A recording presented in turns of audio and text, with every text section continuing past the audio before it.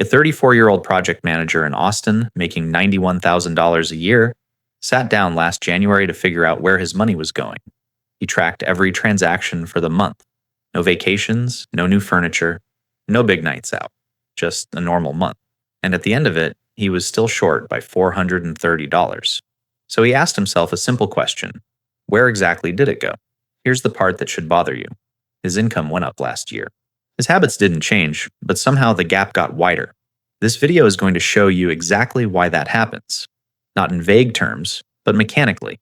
The specific things you're still paying for in 2026 that have been quietly repriced, restructured, or degraded, and why they're designed to be almost invisible. You probably already have a theory. Maybe you spend a little too freely.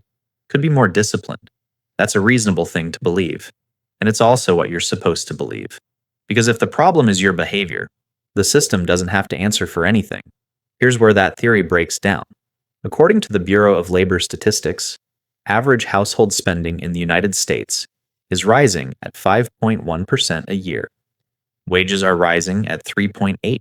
That 1.3% gap isn't an accident, and it isn't your fault. It's the math of an economy that has been quietly restructured around a new kind of pricing, one designed not to sell you something once, but to keep extracting money from you indefinitely. Economists have a name for these systems. They call them extraction mechanisms. Once you understand how they work, you'll see them everywhere. My name is Alex, and if you're still paying for things in 2026 that made total sense 3 years ago, but quietly stopped delivering any real value, stay with me. Then, because this isn't about cutting back. It's about recognizing that some of what you're spending on has been fundamentally repriced, restructured, or outright degraded, and the companies behind them are counting on you not noticing. I'm going to walk you through exactly which ones and why. Let's start with the one you probably use several times a week without thinking about it. Here's something worth sitting with for a second. The most expensive habit most Americans have right now isn't a car payment. It isn't rent. It's convenience. And unlike rent, you don't feel it as one number. You feel it as nothing. A few dollars here, a small fee there, a tip you didn't quite calculate before you hit confirm. That's exactly what makes it so effective. Food delivery apps are the clearest example of this. And the math, once you actually run it, is genuinely hard to look at. Take a standard weeknight order: a burger, fries, and a drink from a mid-range spot in Dallas. At the restaurant, that meal costs around $12. Order it through a delivery app, and here's what actually happens. The restaurant's menu price on the app is already marked up, typically between 15 and 30%, to offset the commission the platform charges them. So your $12 meal is now closer to $14.50 before you've added anything. Then comes the delivery fee, then the service fee, which is usually calculated as a percentage of your subtotal, then the small order fee if you're under a certain threshold, then the tip, which the app nudges you toward at 18, 20, or 25%. By the time you confirm the order, that $12 meal has become $22, sometimes $23. That's an 83% markup on a burger. Now you're probably thinking, okay, but I don't do this every night. Fair enough.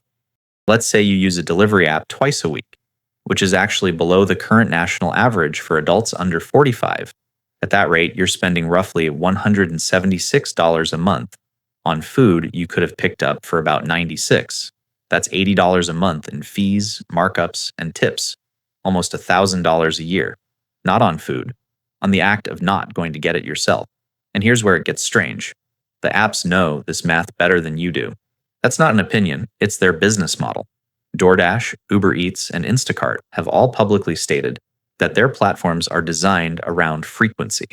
The more often you order, the more habitual it becomes. And habits, by definition, stop feeling like choices. So they optimize for that. The push notification that arrives at 6:15 on a Tuesday, right when you're wrapping up work and your willpower is at its lowest point of the day. That's not a coincidence. It's a tested, data-backed decision. Internal research from these platforms shows that evening notifications between 5:30 and 7 p.m. generate significantly higher conversion rates than any other time window. They know you're tired. They know that's when you're most likely to spend without thinking, and they build their entire engagement strategy around that moment. This is what economists mean when they talk about convenience pricing. It's not just charging more for a service. It's identifying the exact psychological condition under which you'll stop caring what it costs and engineering the moment to hit you there. Think about that for a second. You're not just paying for someone to bring you food. You're paying a premium specifically because you're exhausted. The tiredness is the product. Your low resistance is the opportunity. And look, I'm not saying convenience is bad. Sometimes it genuinely makes sense. A long day, no groceries in the house, real-time pressure. And there are moments where $23 for a meal delivered to your door is a perfectly rational trade. But right now, for a lot of people, it isn't a deliberate trade at all. It's just what happens on Tuesdays and Thursdays and Sunday afternoons when cooking feels like too much. That shift from occasional to automatic is where the money goes. The broader pattern here matters too. Food delivery is just the most visible version of what you might call the convenience tax. The principle applies almost everywhere. Grocery delivery markups, same-day shipping upgrades, airport terminal pricing, car wash add-ons. Each one individually feels minor. Each one is priced specifically to feel minor, but they're all drawing from the same account, and they're all operating on the same logic. You'll pay more when the friction of not paying feels higher than the cost of paying. Once you recognize that structure, you start seeing it in places you didn't expect to look. The good news is, you don't have to eliminate convenience to stop paying this much for it. The shift is simpler than that. It's just making the cost visible before you commit, not after. Pulling up the total before you confirm the order instead of after. Noticing when the push notification arrives and what emotional state you're in when it does. The app isn't targeting your hunger. It's targeting your exhaustion. Those are different things. And treating them differently changes the math considerably. But food delivery is only one piece of this. There's another category of spending that works on a completely different mechanism. And in some ways, it's even more costly, because the money doesn't disappear gradually. It disappears the moment you sign the paperwork. Most people think the most dangerous financial decision they can make is a bad investment, something risky, something they didn't understand. But for the average American household in 2026, the single most common wealth-destroying decision isn't a bad investment at all. It's sitting in the driveway. A new car. Here's the mechanism. And it's worth slowing down on this because most people have never actually seen the full picture laid out. The moment you drive a new vehicle off the dealership lot, it loses roughly 11% of its value. Not over a year, not over 6 months. That day. By the end of the first year, that depreciation climbs to about 20% on a $42,000 vehicle, which is close to the current average transaction price for a new car in the United States. That's $8,400 gone in 12 months. You didn't spend it on anything. You didn't get anything for it. It just evaporated. By year 3, that same vehicle is worth roughly 58% of what you paid. You've lost $17,000 in value while making every single payment on time. Now here's the question worth sitting with. What exactly did you pay that $17,000 for? The honest answer is the experience of owning it when it was new. The smell. The feeling of being the first person to drive it. The 0 miles on the odometer. Those things are real. But they are also, when you price them out, extraordinarily expensive. Most people would never consciously agree to pay $8,000 a year for a smell, but that's effectively what's happening. And this is where the depreciation machine gets interesting, because it's not just about the sticker price. It's about the total financial structure built around the purchase. The average new car loan in 2026 carries an interest rate of around 7.1% for a 60-month term. On a $42,000 vehicle, after a reasonable down payment, you're looking at monthly payments of around $680.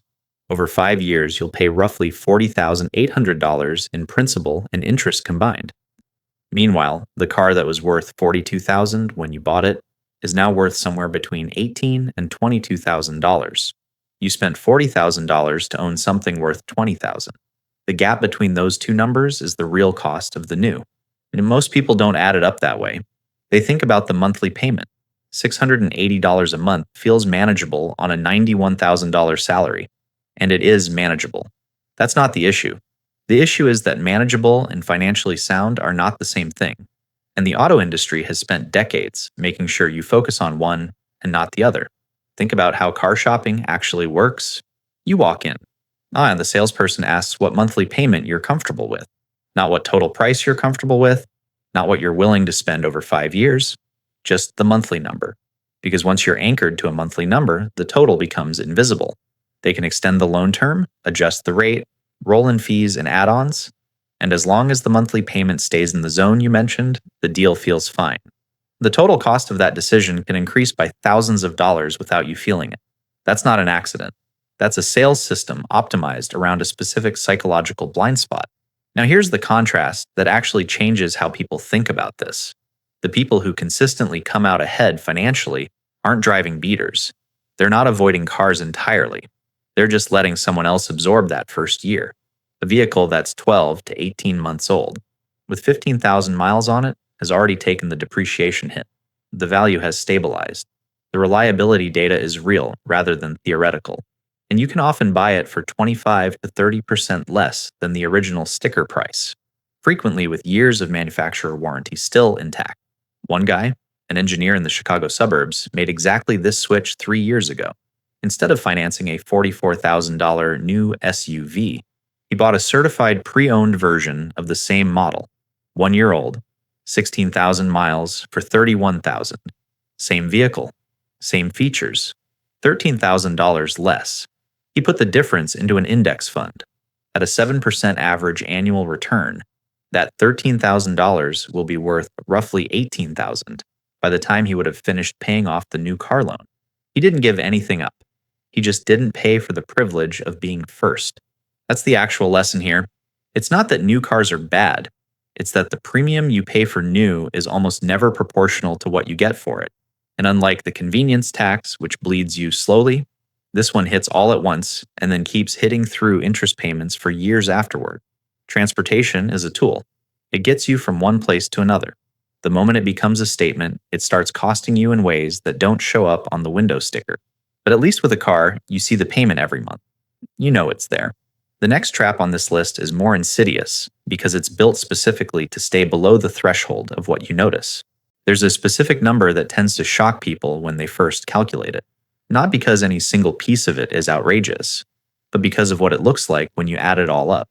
The average American household in 2026 is spending $314 a month on subscription services. That's not a rounding error. That's a car payment. And most people, when asked to estimate their own monthly subscription costs, guess somewhere around $80 to $100.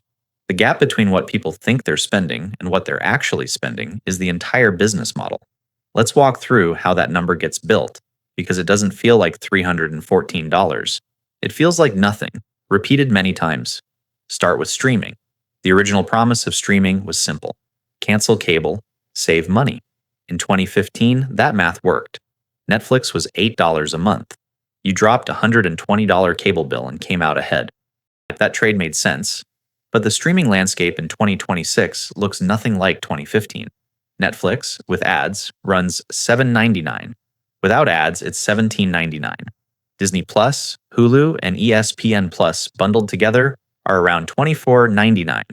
HBO Max is $15.99. Paramount Plus is $7.99. Apple TV Plus is $9.99. Peacock is $13.99. If you subscribe to 4 of these, which is around the current average for streaming households, you're already at $60 to $70 a month on streaming alone, for content that is, in many cases, more expensive and less complete than what cable offered a decade ago. That's the part worth pausing on. The industry didn't just fragment, it repriced. You're paying more, across more platforms, for a library that each individual service has been quietly shrinking as licensing costs rise and content budgets tighten. The promise was better and cheaper. What arrived were more bills and more passwords. But streaming is only the most visible layer of the subscription web. Add a gym membership. The average monthly cost of a gym membership in the United States in 2026 is around $58. That's the average, which means a lot of people are paying more. And the gym industry's own internal data shows that roughly 67% of memberships go largely unused after the 3rd month of the year. January is packed. By March, the parking lot is half empty. The membership keeps billing regardless. Gyms are not in the fitness business. They're in the recurring billing business. Their financial model depends on people continuing to pay for something they're not using, and they design their cancellation processes accordingly. Then there are the subscription boxes: meal kits, specialty coffee, grooming products, book clubs, and wine clubs. Each one arrives with the logic of convenience and discovery. Each one runs between $20 and $80 a month. The average household carrying subscription boxes has 2 to 3 active at any given time.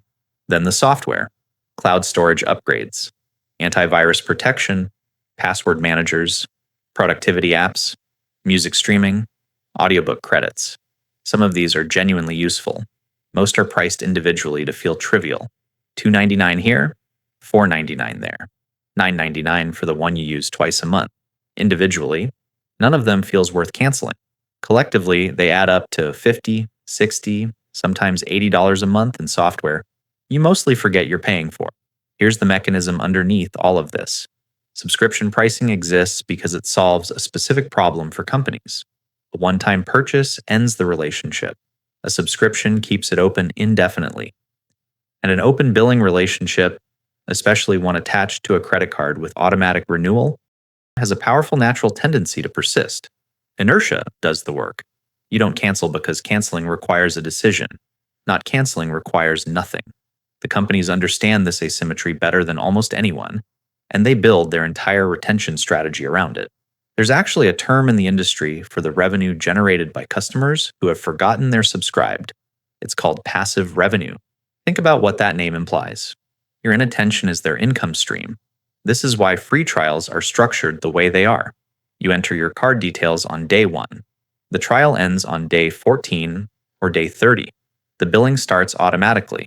The reminder email, if it comes at all, arrives the day before, not a week before, when you'd have time to think about it. The day before, when canceling feels like a scramble. That timing is not an oversight. It's a tested conversion strategy. So what does this look like in practice for a real household? A 38-year-old marketing director in Phoenix sat down last fall and audited every recurring charge on her credit card statement. She found 22 separate subscriptions. 4 she didn't recognize at all. 3 she had forgotten existed. 2 were duplicate services covering essentially the same function. Her total monthly subscription spend was $286. She thought it was around $90. After canceling the ones she couldn't justify, she recovered $160 a month, nearly $2,000 a year, not by changing her lifestyle in any meaningful way, just by looking at what was already leaving her account.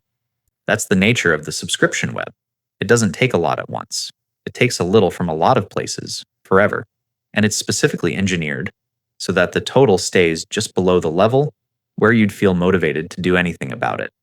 The 3 traps we've covered so far, the convenience tax, the depreciation machine, and the subscription web, are all different in how they work, but they share the same underlying design.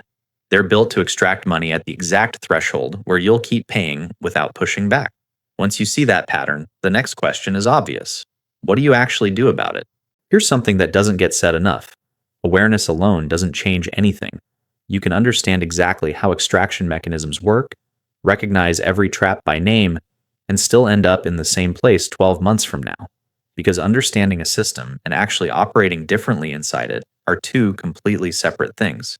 The gap between them is where most good intentions go to die. So let's talk about what actually works, not in theory, in practice. The first shift is the most important one, and it has nothing to do with discipline or willpower. It's about slowing the moment down. Most of the spending that drains people happens fast. A notification arrives, a checkout screen loads, a renewal process. The entire design of these systems is built around minimizing the time between impulse and transaction. So the single most effective thing you can do is insert a pause that wasn't supposed to be there. One concrete way to do this is what some financial researchers call the total cost pause. Before confirming any purchase, you calculate the real number, not the monthly payment, not the per item price, the total. What does this cost over a year? What does it cost over 3 years? A $680 car payment feels manageable until you write out the 5-year total and see $40,800 sitting there in plain text. A $9.99 monthly app subscription feels negligible until you realize you've paid $119 for something you opened 4 times. Making the total visible before you commit rather than after changes the emotional weight of the decision considerably. This isn't about becoming someone who agonizes over every purchase. It's about making sure the number you're reacting to is the real number, not the number someone else chose to show you. The second shift is around defaults. Right now, most of your subscriptions are set to renew automatically. That's the default. And defaults in behavioral economics are extraordinarily powerful. People stick with defaults at rates that are almost irrational, simply because changing them requires active effort. The companies know this. That's why auto renewal exists. That's why cancellation flows are buried 4 menus deep. They're not making it hard to cancel by accident. They're making it hard on purpose. So flip the default. Set a calendar reminder 30 days before any annual subscription renewal. Not the day before, 30 days before, when you have time to actually evaluate whether it's still worth paying for. For monthly subscriptions, pick one day a month. The first of the month works well, and spend 15 minutes reviewing every recurring charge from the previous statement, not to cancel everything, and just to make the decision consciously rather than passively. The goal isn't austerity. The goal is that every subscription you're paying for is one you've actively chosen to keep, not one that survived because canceling it never made it to the top of your to-do list. The third shift is specifically about the convenience trap, and it requires being honest about something slightly uncomfortable. A lot of convenience spending isn't really about saving time. It's about avoiding a task that feels unpleasant in the moment. Ordering delivery at 6:30 on a Tuesday isn't usually because you don't have 45 minutes. It's because cooking after a long day feels like one more demand on a brain that's already full. That's a legitimate feeling. But it's worth separating from actual time scarcity, because the solutions are different. If it's genuine time pressure, then some convenience spending is completely rational and worth keeping. But if it's mostly exhaustion and mental load, then the more effective intervention isn't budgeting, it's friction reduction on the alternative, keeping a rotation of 4 or 5 simple weeknight meals that require minimal decisions, doing a single grocery order on Sunday that covers the whole week, removing the delivery apps from your home screen so they require one extra step to access. None of these are dramatic changes, but they shift the path of least resistance. And the path of least resistance is what determines most behavior under stress. The fourth shift is the one that ties everything together. It's the 30-day audit, 1 month. Every transaction tracked. No judgment, no pressure to change anything yet. Just data collection. Here's what that audit almost always reveals. It's not one big problem, it's a cluster of medium-sized ones that are all operating simultaneously and mostly invisibly. The delivery apps hitting 3 times a week when you estimated once. The subscriptions totaling $260 when you guessed 80. The new car payment plus insurance plus depreciation adding up to a real monthly transportation cost. That's nearly double the loan payment alone. When you see all of it in one place, the picture changes. At the end of the 30 days, the move is simple. Identify your 3 biggest extraction points, not 20 things to fix. 3. And then create one specific rule for each one, not a vague intention, a rule with a number in it. I use a delivery app a maximum of 4 times a month. I cancel any subscription I haven't used in the past 30 days. I set a renewal alert for every annual charge before the end of this week. Specific rules close the gap that general intentions leave open. A 31-year-old teacher in Nashville did exactly this last spring.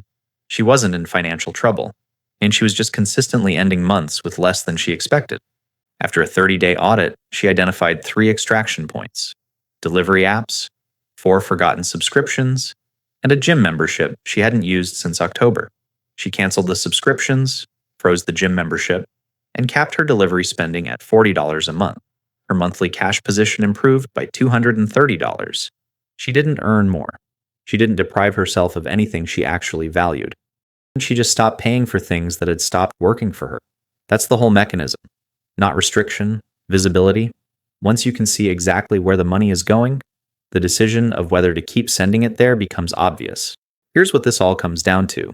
The feeling that your money is disappearing isn't a personal failure.